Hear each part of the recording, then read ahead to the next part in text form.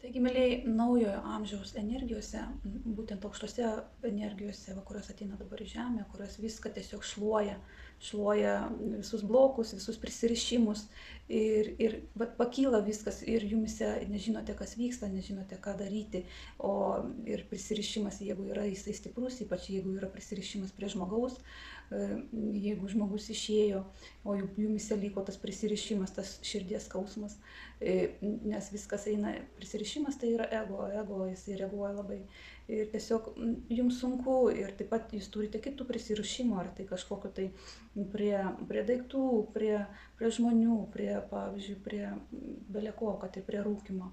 Tai tiesiog galite kreiptis, aš dirbu su šiuo klausimu, dirbu terapijose, dirbu regresinėse terapijose, hipnoterapijose, taip pat ir kitose terapijose, lygiai taip pat kvantinę mediciną naudoju. Taigi tie dalykai, prisirišimai, jie turi išeiti ir kai jūs atlaisvinate tos prisirišimus, juos suprantate, kad ant kiek palaisvėja protas, ant kiek palaisvėja sąmonė. Kai tie prisirišimai nueina, jūs suprantate, kad kur jūs buvo, kur visa ta energija buvo siejama ir nutekėdavo ne ten, kur reikia. Jūs atrandate visą save naują, naujose energijose, naujose jėgose.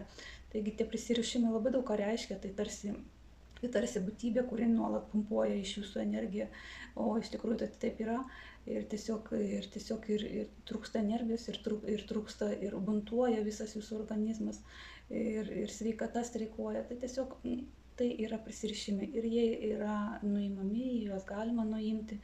Ir ypatingai prisirišimas prie žmonių, kuomet esi prisirišęs ir tau sunku su tuo žmogumi išsiskirti, arba jeigu žmogus palieka tave, yra tokia sunki būsena.